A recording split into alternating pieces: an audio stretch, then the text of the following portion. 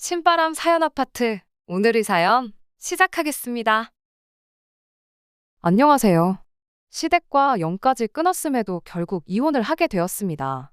돈 얼마 때문에 천륜을 끊어낸다며 저 혼자만 세상 나쁜 년 취급을 받고 있었어요. 그래도 남편만 내 편이라면 당장은 그렇더라도 시간이 지나면 오해를 풀 기회가 오리라 믿었죠. 그런데 남편도 저를 돈에 미친 사람으로 보고 있었다는 걸 알게 되었네요. 설마 제가 정말 돈 얼마 아까워서 그랬다면 정말 말을 안 하겠는데. 좋은 사람이라 믿었건만 팔이 안으로 굽는 건지 핏줄은 못 속이는 건지 남편 또한 자기 가족들과 별반 다를 것 없는 사람이었습니다. 그래서 결국 이혼을 결정했어요. 어차피 이렇게 될 거 시댁과 연을 끊는 게 아니라 그때 아예 이혼까지 해버릴 걸. 괜히 저만 중간에서 남편과 그 가족들 이간질한 사람이 돼가지고 욕이란 욕은 다 먹고 그리고 나서 이혼까지 하게 되었네요. 남편은 결혼정보회사를 통해 만나게 되어 그렇게 결혼까지 하게 되었습니다. 주변 사람들을 통해 소개받아서 이거 재고 저거 재고 하면서 눈치게임 하듯이 자기가 가진 거 하나 보여주고 내가 뭘 얼마나 갖고 있는지 하나 알아내고 그런 식으로 서로 간보고 재고 그러는 것보다 그냥 처음부터 오픈할 수 있는 거 죄다 오픈하고 만나는 게 오히려 감정 소모도 적고 시간 낭비도 덜하지 않나 하는 생각이었습니다. 그때는 거기까지는 생각 못했죠. 진짜 중요한 건 종이에 적을 수 있는 수치적인 것들이 아니라 거기에 적을 수 없는 것들이란 걸 말이죠. 남편을 처음 소개받고 나서 몇 달 정도를 더 만났고 그렇게 결혼 준비를 시작하게 되었습니다. 남편 자체만 두고 보면 조건도 저랑 비슷했고 시부모님 또한 괜찮은 분들이셨어요. 그때까지는 이렇게 좋은 사람들한테 돌연변이 같은 성격 괴팍한 아주버님이 있다는 사실을 전혀 몰랐습니다. 한참 결혼 준비를 하던 시기 양가에 인사드리고 상견례 마친 지 얼마 지나지 않아서 시모가 저만 혼자 따로 불러내서 혹시 결혼 자금으로 얼마나 모아놓았는지 그런 걸 물어왔어요. 어차피 결정사 통해 만나면서 남편은 이미 대충 제 재산이 어떻게 되는지 알고 있던 상황이라 시어머니한테 숨길 것까진 없다 생각했습니다. 그래도 알려드리면서 이건 왜 물으시냐고 물어봤어요. 시어머니는 남편이로 있는 아주버님이 아직 미혼이라 그렇다며 너네들 결혼하는데 크게 지원을 못 해줄 것 같아서 둘이 합쳐 얼마나 있는지 알고 싶어 물어본 거라고 대답하셨죠. 원래는 두 자식들 나이 순으로 먼저 결혼을 시키고 싶었는데 아주버님이 결혼을 안 하는데 그렇다고 동생인 남편까지 노총각으로 살게 할 수는 없으니 결혼을 허락해 준 거랍니다. 그런데 그 와중에 동생 결혼한다고 큰 돈 지원해 준 걸 아주버님이 알면 집안 분위기가 안 좋아질 것 같아서 그러는 거라는 말과 함께요. 애초에 30 넘어서 하는 결혼이었다 보니 경제적으로 부족한 건 없었어요. 남편도 저랑 비슷한 조건의 사람을 소개받은 거다 보니 더더욱이 그랬고요. 업체까지 가입해가며 결혼 준비를 시작한 건데 굳이 언제 할지도 모를 아주버님 결혼 때문에 돈 얼마 지원받자고 결혼을 미룰 이유가 없었습니다. 애초에 부모님 지원은 처음부터 생각도 기대도 안 했던 거다 보니 더더욱 미뤄야 할 이유가 없었죠. 시어머니도 아주버님만 아니었으면 돈 얼마 해줬을 텐데 하고 말한 거지. 직접적으로 결혼을 미뤄달라고 부탁한 것도 아니었다 보니 그걸 가지고 실망할 것도 없었어요. 주변에 시댁에 괜히 돈 얼마 지원받았다가 그 돈 때문에 시댁 눈치 보면서 꼼짝도 못하고 잡혀 사는 친구도 덜어 있었다 보니 시어머니가 돈 얼마 못 해주겠다고 하는 게 아쉬울 것도 없었고요. 그랬더니 오히려 시어머니가 저한테 큰 신세를 진 느낌이었나 봐요.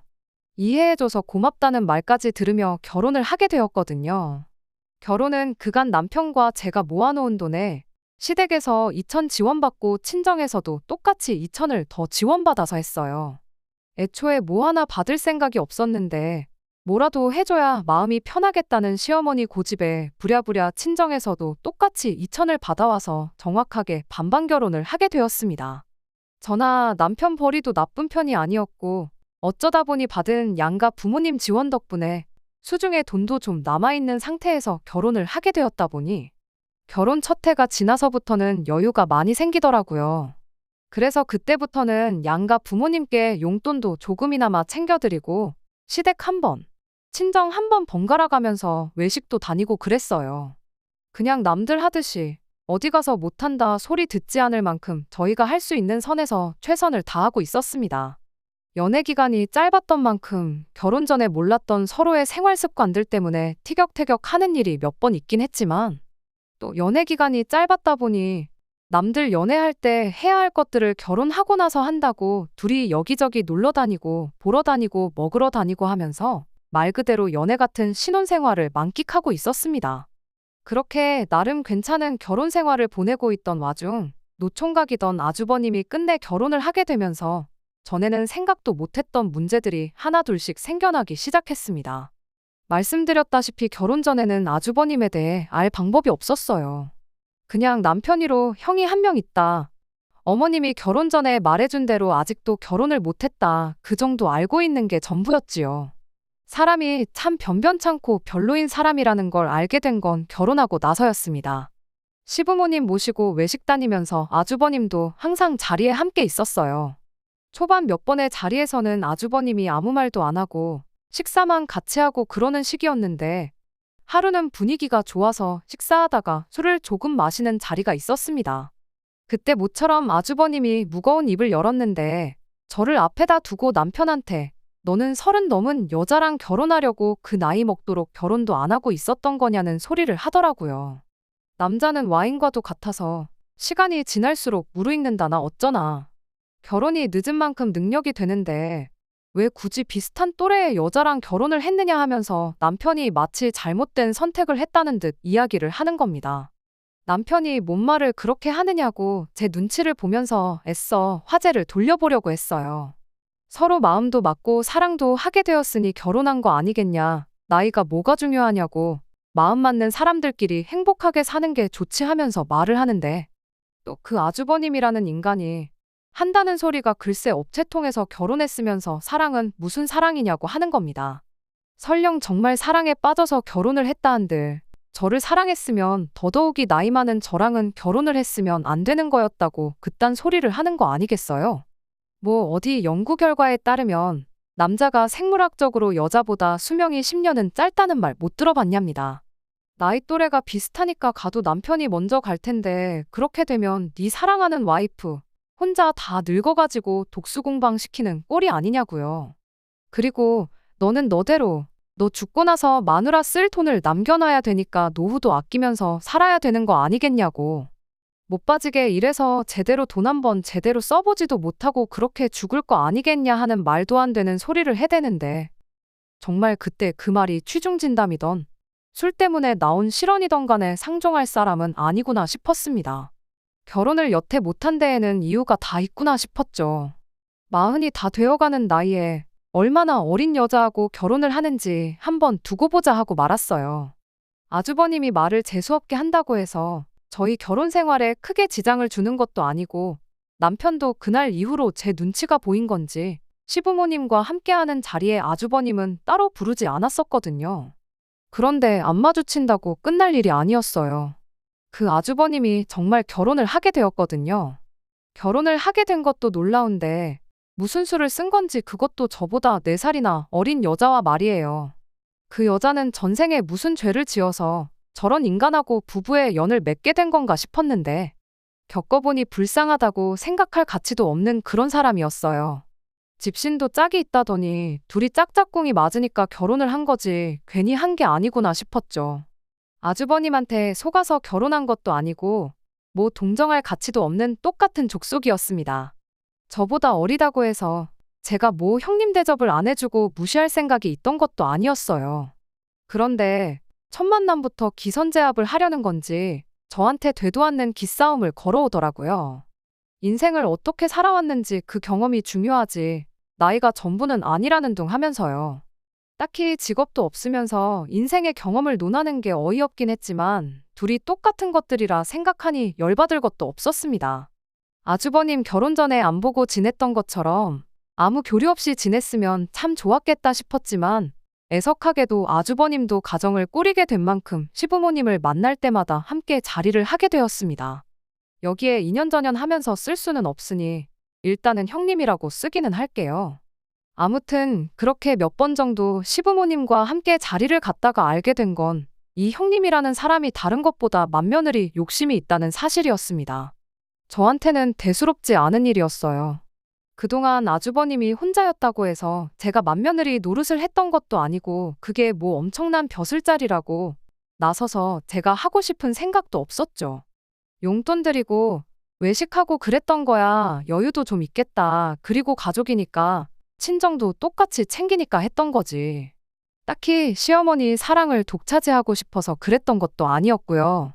그런데 아주버님이 보기엔 그간 제가 시부모님께 잘했던 게 다 맏며느리 노릇하면서 이쁨 받으려고 그랬던 것처럼 보였던가 봅니다. 결혼도 안 했으면서 그딴 생각을 하다니 참 어이가 없었죠. 아무튼 제가 그렇게 느낀 이유가 뭐냐면 그 형님이라는 사람이 제 일거수일투족을 견제를 하고 동시에 자기가 잘했다 싶은 일에는 그렇게 생색을 냈기 때문이에요. 말씀드렸다시피 맏며느리 자리에 별로 욕심도 없고 오히려 그 귀찮은 거 대신 해주면 고마울 따름이었는데 문제는 그 생색을 내 돈으로 내려던 게 문제였어요. 아주버님네 결혼하고 처음으로 세 식구가 같이 모여 외식을 했던 날이 있어요. 그간 아주버님네 집들이 등등해서 거의 집에서 모였다 보니 그렇게 세 식구가 외식을 한 건 그날이 처음이었죠. 식사가 마무리되어 갈 때쯤 누가 시키지도 않았는데 형님이 오늘은 자기가 사겠다며 혼자 가서 계산을 하고 오더군요. 식사 마치고 나서 집에 도착한 뒤 형님한테 덕분에 잘 먹었다고 톡 하나 보냈죠. 그런데 제 톡에 형님이 답장을 하기를 총 40만 원이 나왔으니 절반인 20만 원을 보내라며 자기 계좌를 적어 보내는 거 아니겠어요? 20만 원이 아까워서 그러는 게 아니라 같이 낼 거면 처음부터 같이 내자고 하던가 하지. 자기가 쏘겠다고 자리에서 있는 생색은 다 내놓고는 집에 오자마자 절반을 내라고 하니 어이가 없었습니다. 제가 핸드폰을 보면서 콧방귀를 뀌고 황당해하고 있으니 남편이 그런 저를 보고 뭐 무슨 일인데 하고 물어보더라고요. 그래서 남편한테 황당하다고 이것 좀 보라고 형님이 지가 쏜다더니 뒤에서 돈을 달라고 한다 하고 이야기를 했는데 남편은 그래도 절반 내는 게 어디냐 반반씩 냈다 생각하면 억울할 것도 없지 않냐면서 그냥 그 돈 보내주라고 하더라고요. 그래서 안 그래도 돈 보내려고 생활비 통장에서 20만 원 옮기는 중이다 했더니 남편이 화들짝 놀라더니 40만 원이나 나왔냐고 물가가 올랐다더니 정말 엄청 올랐구나 하고 대답을 해왔습니다. 그날 외식한 곳이 저랑 결혼하기 전에 아주버님까지 같이 해서 네 식구가 자주 가던 집이었답니다. 보통 넷이서 가가지고 배 터지게 먹고 와도 20만 원 정도 냈고 술 같은 거 마셔서 좀 더 많이 나오는 날에는 25만 원 정도밖에 안 나왔었대요. 아무리 형수님도 계시고 저도 있어서 입이 두 개가 늘었다고 한들 여자 둘이서 먹어봐야 얼마나 먹는다고 거의 2배 가격을 지불하고 왔으니 남편 입장에선 놀랄 수도 있는 일이었죠. 거기가 엄청난 맛집도 아니고 그냥 가성비가 좋아서 자주 다니던 곳이었는데 전에 다녀왔던 만큼 배부른 느낌도 안 들고 이제 가격까지 그렇게 비싸버리면 더 이상 거기에 갈 이유가 없는 것 같다면서 다른 집을 찾아봐야겠다고 한마디 하고 말더군요. 저도 처음엔 물가가 올랐다니 정말 올랐는가 보다 그렇게 생각하려고 했는데 가만 두고 보자니 어딘가 자꾸 찜찜한 기분이 들기 시작했어요. 그래서 돈 보내기 전에 형님한테 다시 톡을 보냈죠. 혹시 영수증 좀 볼 수 있겠냐고요. 그랬더니 형님이 답장은 안 하고 저한테 전화를 걸어서는 지금 사람 의심하는 거냐고 짜증을 내는 거 아니겠어요? 물론 찜찜해서 영수증을 보여달라고 한 건 사실이지만 형님한테는 그런 게 아니고 우리 남편 말이 원래 자주 가던 집이고 돈이 그만큼 안 나왔었다길래 가격이 얼마나 오른 건지 한번 보려고 그런다 대답했죠. 많이 올랐으면 앞으로 거기 말고 다른 집을 찾는 게 좋을 것 같아 그러는 거라고 그렇게 말했더니 형님이 요즘 누가 계산하고 영수증을 받아오냐고. 가격 같은 거 인터넷 찾아보면 다 나오는 건데 뭘 영수증을 보여달라고 하느냐 짜증을 내는 거예요. 그래서 그냥 알겠다고 말하고 그럼 말 나온 김에 카드에서 얼마 빠져나갔는지 그거 내역 좀 보내달라고 했어요. 가만 생각해보니까 고기가 1인분에 얼마에서 끝자리가 1,000원 단위가 아니라 900원으로 끝나지 않았었냐고. 절반씩 내는 거 100원 단위까지 정확하게 계산해서 드리고 싶다 그렇게 말했더니 또 혼자 성질을 부리면서 현금으로 계산했으니 카드 내역은 없다고 혼자 또 전화기 너머로 방방 뛰는 겁니다. 자기가 설마 몇백 원 더 받아먹으려고 이러는 것 같냐며 손해를 봐도 자기가 손해보는 거고 몇백 원 그거 자기는 신경도 안 쓰니까 걱정 말라더니 그냥 돈이나 보내라고 혼자 짜증만 있는 대로 내고는 전화를 끊어버리대요.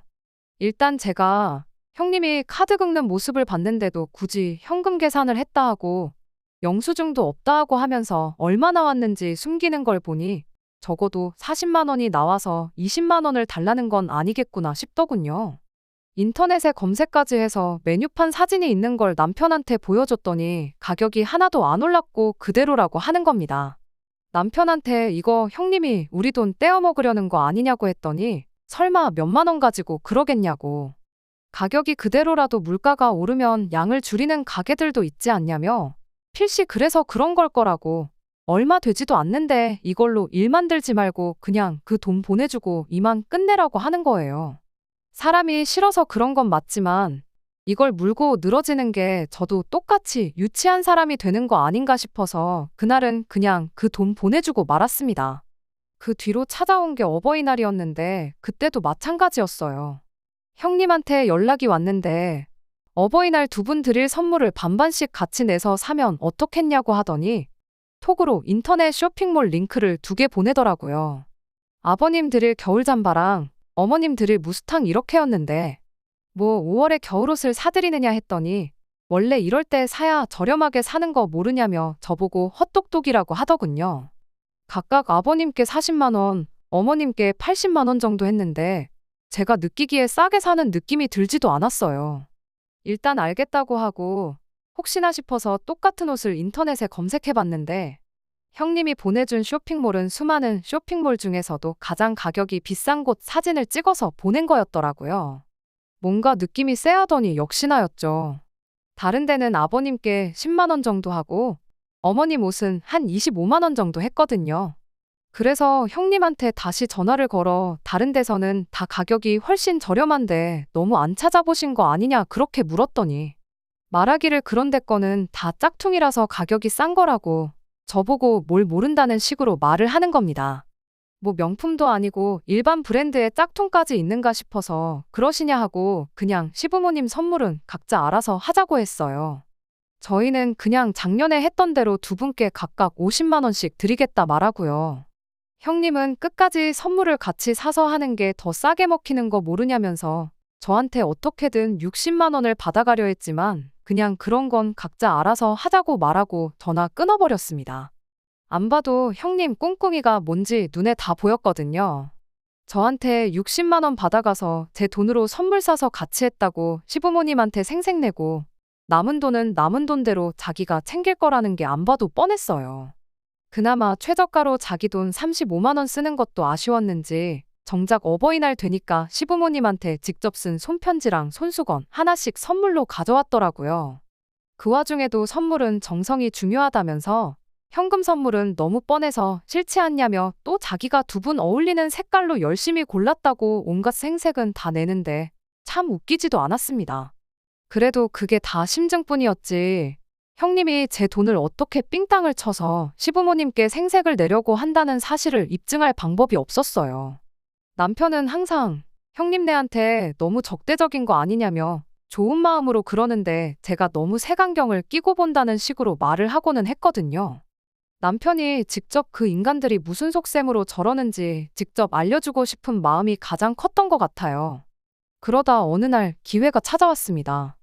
아주버님네가 결혼을 하고 처음 맞는 시아버지의 생신을 며칠 앞두고 있던 언젠가였어요. 평소 하던 대로 두 분 모시고 외식을 다녀올 생각에 주변에 적당한 맛집을 찾고 있던 중이었죠. 그때 때마침 형님한테서 전화가 걸려왔습니다. 이번엔 또 선물로 뭘 같이 반반씩 내자고 할지 생각하고 있었는데 그게 아니고 작년 아버님 생신에는 제가 뭘 했느냐고 물어보더라고요. 그래서 안경 하나 바꿔드리고 밖에 나가서 외식하고 왔다고 대답을 했죠. 제 대답에 형님은 갑자기 며느리의 도리에 대해서 일장연설을 늘어놓기 시작했어요. 한마디로 줄이자면 너는 정성이 없다. 그냥 무조건 돈으로 때우려고만 한다 하는 소리였죠. 그러면서 한다는 소리가 이번 아버님 생신이 자기가 결혼하고 처음 맞는 집안 행사이니만큼 자기는 직접 자기 손으로 아버님 생신상을 차려드리겠다는 소리를 하더라고요. 저한테 무슨 대답을 듣기 위해 전화까지 한 건지 모르겠어서 그러시냐고 참 대단하다고 마음에도 없는 칭찬 한마디 해주고 열심히 준비하시라고 응원까지 해주고 전화를 끊으려고 했어요. 맛집 찾는 것도 일이었는데 저한테야 번거로운 일거리 하나 줄어드는 거나 마찬가지라 좋을 것도 나쁠 것도 없었거든요. 그런데 형님이 전화를 안 끊고 가만히 있더라고요.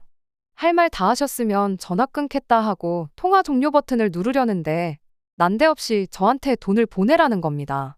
그 말에 저한테 뭐 맡겨놓은 거 있느냐고 바로 대답을 했죠. 그랬더니 그게 아니고 자기가 장 봐오고 음식하고 그런 건 다 할 테니 저는 재료값을 내라는 소리를 하더라고요. 다짜고짜 돈부터 보내라니 저 인간이 무슨 속셈으로 저러는가 대번에 눈치를 챘어요. 그래서 제가 형님한테 이렇게 말했습니다.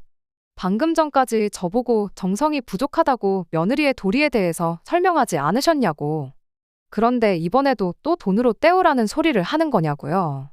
돈까지 내놓고 정성 없는 며느리 취급받고 싶지는 않으니 재료값도 반반씩 내고 나도 같이 음식하는 거 도와드리겠다고 했죠.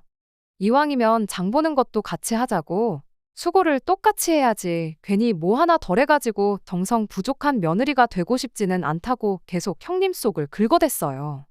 그 와중에 잔머리는 얼마나 잘 돌아가는지 아버님 생신 당일에 깜짝 파티를 열 생각이라고 준비는 같이 한 걸로 할 테니까 그런 부분은 걱정 말라면서 끝까지 돈만 대라는 식이었습니다. 말인즉슨 평일에는 제가 출근을 해야 하니까 음식 준비를 같이 못한다는 소리였죠.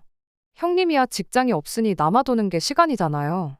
제가 끝까지 뭐 그럴 거 있냐고 월차 하나 써서 일 빼고 돕겠다 그렇게 말을 했더니 음식 준비할 게 한두 가지가 아니라 전날부터 준비할 거라고 회사에서 시아버지 생신 때문에 이틀씩 일을 빼게 두지는 않을 거 아니냐면서 끝까지 자기 혼자 준비하겠다는데 그 속이 너무 뻔히 보여서 웃음도 나오지 않았습니다. 그래서 얼마나 필요하시냐고 물었죠. 형님은 대번에 한 100만 원 정도면 되지 않겠냐 이런 소리를 하더라고요. 일단 넉넉하게 예산을 잡고 남으면 남는 대로 다 돌려준다고 하는데 명절장을 봐도 그만큼은 안 나오겠다고 한마디 하려다가 참았습니다. 그냥 제가 모르는 척 쏘가 넘어가 준 거예요.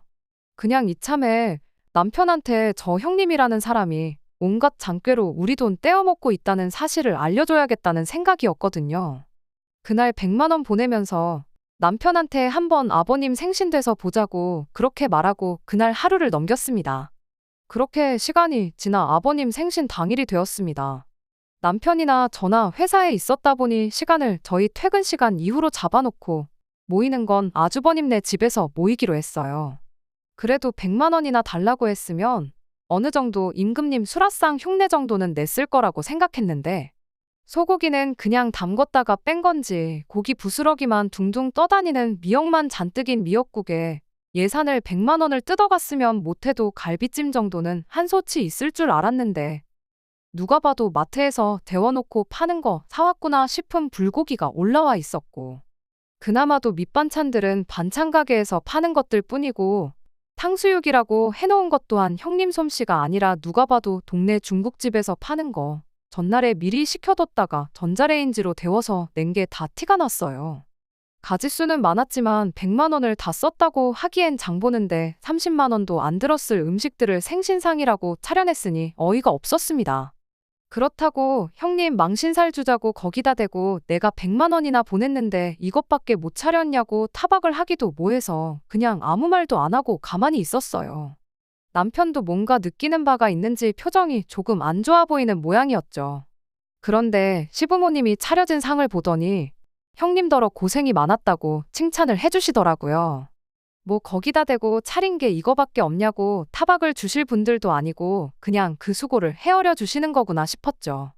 그래도 그날 전화로 분명히 같이 한 걸로 하겠다고 돈이나 보태라고 그렇게 말까지 해놓고 정작 시어머니가 그렇게 한마디 해주신 말에는 자기가 혼자 다 했다는 식으로 대답을 하는 겁니다. 돈도 돈이지만 직접 만든 게 밖에서 사 먹는 거에 비할 수 있겠냐며 자기가 요리를 잘 못하지만 정말 정성 들여 준비한 거라면서요.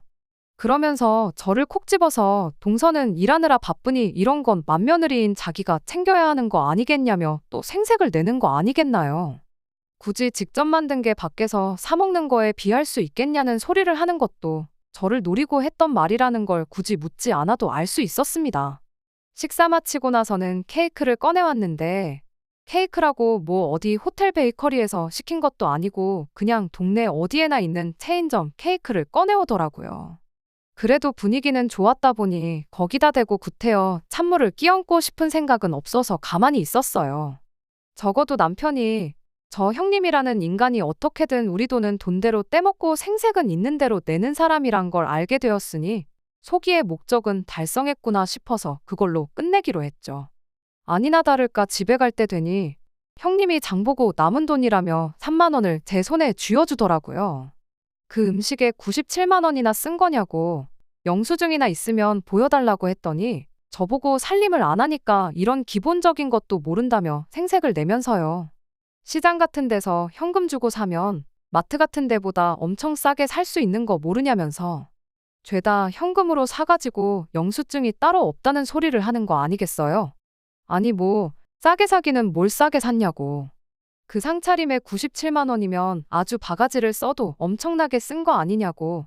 시장 사람들이 형님 완전 호구 잡아서 그 돈으로 잔치를 벌였겠다고 빈정거리면서 한마디 했더니 또 혼자 부들거리면서 자기 인건비는 생각을 안 하냐고 따지고 들더라고요. 인건비라니 무슨 소리냐고 했더니 장봐오고 음식하고 그런 거부터 이제 너네들 가고 나면 6식구 먹은 뒷정리까지 내가 다 해야 하는데 그 인건비도 다 포함시켜서 그 돈을 달라고 했다는 겁니다. 어이가 없어서 인건비 같은 소리 하고 있다고 한마디 해줬어요. 시아버지 생신상 차리는데 누가 인건비를 받고 일을 하냐고요. 딱 봐도 장 보는 거 30만 원도 안 들은 것 같은데 생신상 한 번 차리고 70만 원 받는 사람이 세상에 어디 있냐고. 당장 내일부터 회사 그만두고 일당 70만 원씩 받으면서 생신상이나 차리러 다녀야겠다고 그렇게 한마디 했죠. 감정이 격해지기 시작하니까 서로 언성이 높아지기 시작했고 결국엔 저희가 티격거리는 소리에 시부모님까지 그 광경을 목격하게 되었습니다. 제가 그 자리에서 시부모님까지 다 같이 해서 잘잘못을 따지자는 것도 아니었고 형님의 실체를 까발려서 망신사를 주려던 생각도 더더욱 아니었습니다. 생색은 얼마든지 내도 좋지만 단지 돈 계산만큼은 똑바로 했으면 좋겠다는 취지였어요. 돈 얼마 속여가지고 내 돈 뒤로 챙기지 말라고요. 그런데 아주버님이 먼저 그깟 돈 얼마 가지고 다른 날도 아니고 아버지 생신날 이 하극상을 부리는 거냐면서 손윗동서가 자기보다 어리다고 질투나서 그러냐는 듯이 저를 몰아가기 시작하더군요. 이어서 시부모님까지 형님 편을 들어주는 거예요. 애가 잘하려고 그런 건데 돈 좀 더 내고 덜 내고 하는 게 뭐가 중요하냐면서요. 너네야 맞벌이에 돈도 잘 버니 돈 얼마 더 쓰는 거 아까운 거 아니지 않냐고. 첫째는 저희랑 다르게 외벌이라 경제적으로 쪼들려서 그러는 건데 가족끼리 그냥 좋게 넘어가면 되는 거지 이게 다 무슨 꼴이냐면서요. 아무튼 결국 그렇게 저 혼자만 돈 얼마 더 쓰는 게 싫어가지고 가족들 모인 날 분란이나 만드는 그런 사람이 되어버렸습니다. 아주버님이 참 싫었는데 그래도 그 와중에 지 마누라라고 형님 편 들어주고 마침 그때 꺼낸 그 한마디 덕분에 시부모님까지 그런 식으로 저한테 말하신 거 아닌가 싶었어요. 내 남편이 거기서 한마디라도 내 편을 들어줬더라면 적어도 그런 소리까지는 안 들었었을 텐데 싶고 실망이 이만저만이 아니었습니다. 그 뒤로는 뭐 형님네는 물론이고 덩달아 시부모님까지 보고 지내는 게 굉장히 껄끄러운 상황이 되었어요. 저는 그동안 아주버님이 결혼하기 전부터인 저희 결혼하자마자부터 나름 제가 할 수 있는 도리를 다한다고 없는 시간까지 할애해가며 시댁에 잘했다고 생각했는데 참 그간 제가 뭘 했던 건가 싶고 그런 생각이 드니 구태여 제가 나서서 이 오해를 풀고 싶은 생각도 안 들었어요. 그렇게 시댁과 연을 끊다시피 살게 된 게 그 후로 반년입니다.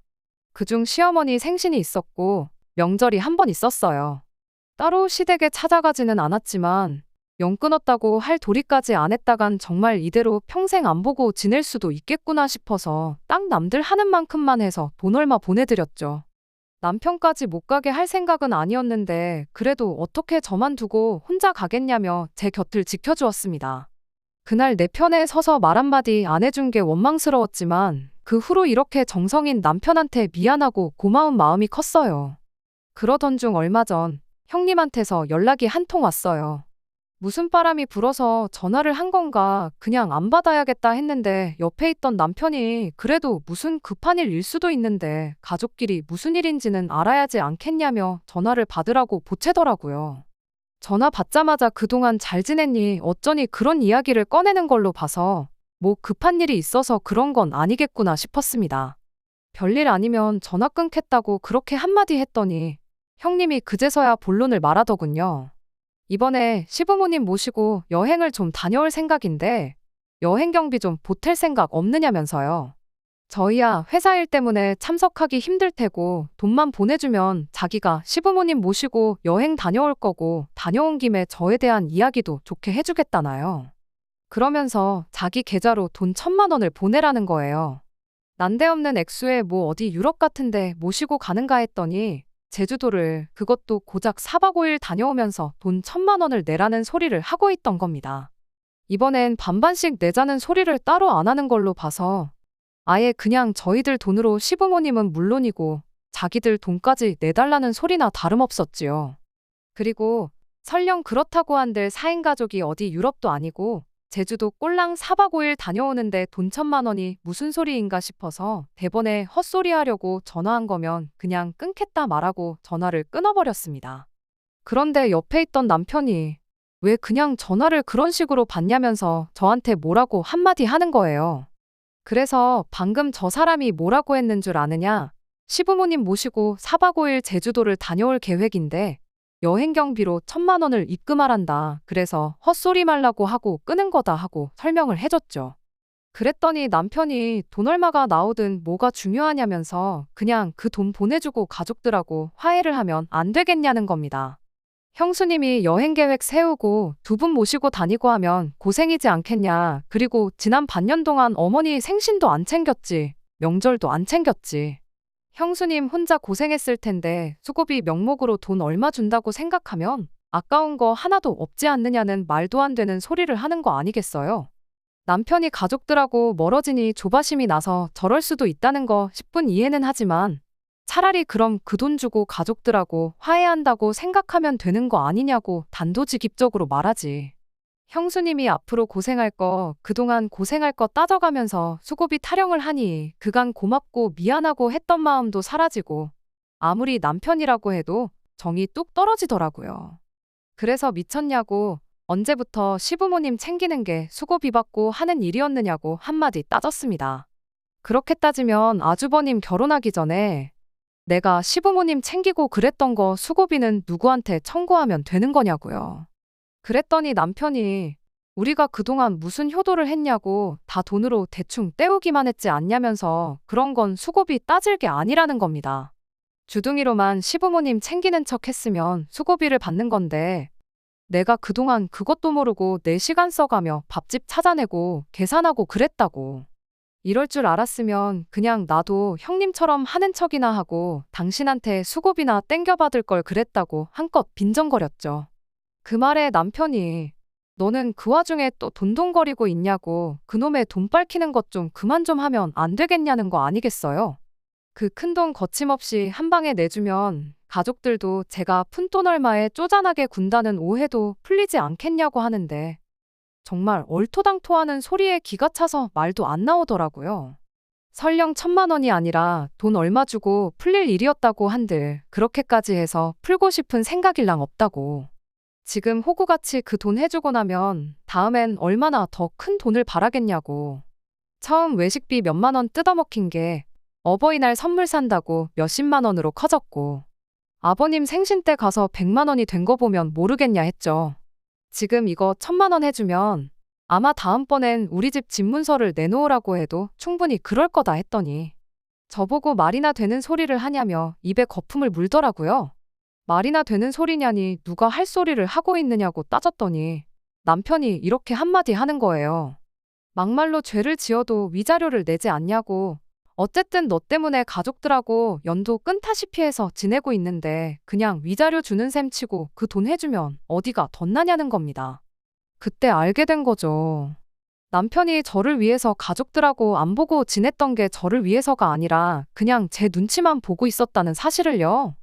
남편은 그저 제가 시부모님한테 잘하겠다는 형님한테 돈 100만 원 주는 게 아까워서 시어머니 사랑을 독차지하는 형님이 부러워서 그러는 거라고 자기 가족들하고 똑같이 생각하고 있었던 거예요. 돈 100만 원 때문에 가족들하고 말도 못 섞게 하는 나랑 더 살아서 뭐 하겠냐고 그냥 그 길로 남편한테 이혼 선언 해주고 이왕 이렇게 된 거 네 형수한테 돈 1,000만 원 네 돈으로 해주라고 한마디 했어요. 주면서 혹시 여행 자리 한 자리 더 알아봐 줄 수 있냐고도 꼭 물어보라고요. 어차피 이혼 서류 다 뭐다 준비하는데 시간이 걸릴 텐데 그동안 당신 꼴도 보기 싫으니까 어디 좀 눈에 안 보이는데 가 있으라고 그렇게 한마디 했더니 남편이 씩씩대면서 바라던 바라고 어디 이혼할 수 있으면 해보라고 그러곤 그 길로 짐 싸서 시댁으로 가버리더라고요. 미안하다고 사과하면 마음이나마 약해질까봐 걱정이었는데 그렇게 사라져주니 오히려 마음 정리하기는 너무 편했네요. 남편이 집에 돌아온 건 그로부터 일주일이 지나서였어요. 아니나 다를까 남편이 저한테 잘못했다고 빌더라고요. 왜 갑자기 마음이 변해서 저럴까 싶었는데 굳이 남편이 안 알려줘도 되는 사실까지 알려주면서 이혼에 대한 마음을 확실하게 굳힐 수 있었습니다.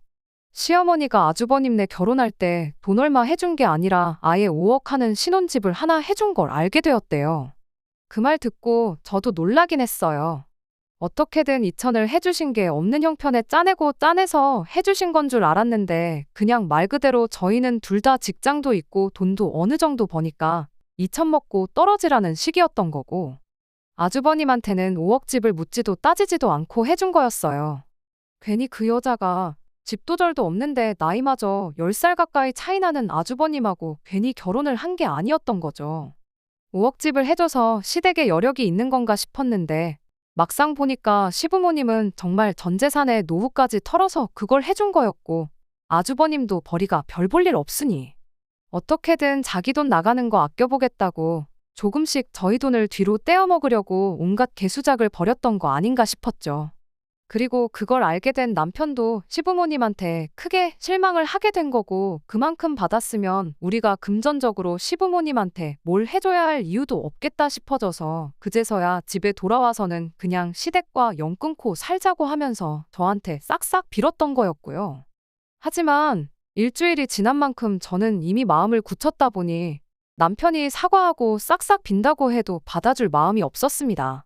오히려 남편이 시댁과 연 끊고 살자며 꺼낸 그 아주버님 신혼집에 얽힌 뒷이야기가 마음만 더 굳게 먹게 해주는 꼴이 되었네요. 이혼한 지금에 와선 형님, 아니 그 여자한테 고마운 마음까지 드네요. 내 돈으로 생색도 내고 자기 돈까지 아껴보려다가 이렇게 저를 그런 거지 같은 집구석에서 탈출시켜준 거나 마찬가지니까요. 40줄에 장가 못 간 장남아들 결혼시키는데 5억이 들었는데 부모님도 아니고 형님네한테 돈 쓰는 게 아깝냐고 따져묻다가 이혼당한 아들 재혼시키는 데는 얼마나 들런지.